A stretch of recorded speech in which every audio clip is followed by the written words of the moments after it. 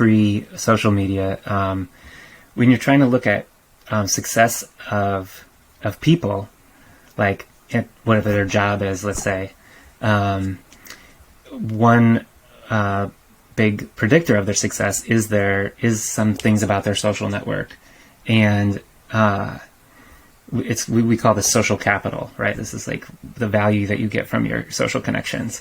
And it turns out that like so this guy named Ron Burt, he went around and measured people's social networks in bunches of firms by basically just asking them who are your closest contacts, who are your friends, or who do you go to for advice or whatever. And then he would look at how people did, like on their evaluations by their superiors, or how big of a bonus they got for a bunch of financial analysts, or all kinds of stuff like this. And he found that, how big your network was had almost no predictive value, but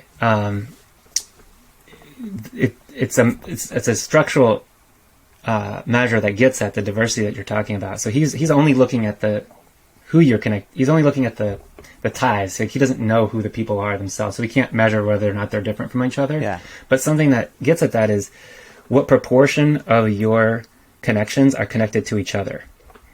Okay, so if all your connections are connected to each other, then you're probably like in a little niche. You're probably all ER docs, right, or all network scientists or whatever, and that's how you get that way. But But for you, like, you're talking about, okay, I was connected to the AI person and the Hollywood person and whatever. Like, those people probably weren't talking to each other, right? Because they're totally different types of people. And so if you have a network that has where the percentage of your friends who are friends with each other is really low, you're much more likely to be successful in terms of getting a bigger bonus or getting a better evaluation or pretty much whatever the... Why do you think that is? I think it's the diversity. We think that by having access to these diverse individuals, that gives you the chance to transfer knowledge from different areas to your own area, gives you access to different perspectives, it gives you access to more information. So I think those are kind of like our three big three reasons for why that works.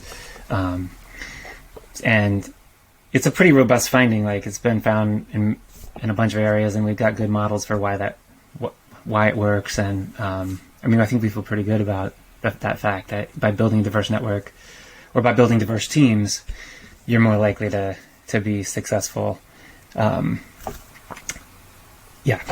So good strategy, Robbie. When you say diverse teams, you mean like heterodox thinking. Is that the underlying what you're trying to get at? I mean, like, people just basically their expertise and their opinions on things? Yeah.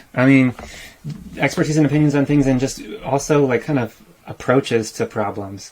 Like, if you got a bunch of people together to like, let's say you're the president and you're getting your presidential COVID team together, you could just only choose epidemiologists who went to Johns Hopkins or Harvard or like 3 top medical schools, or you could like get some of them and then some people who study networks and maybe an economist in there and a couple, people who maybe a regular doctor, an ER doc, let's say, people who have different perspectives and different ways of looking at the same problem.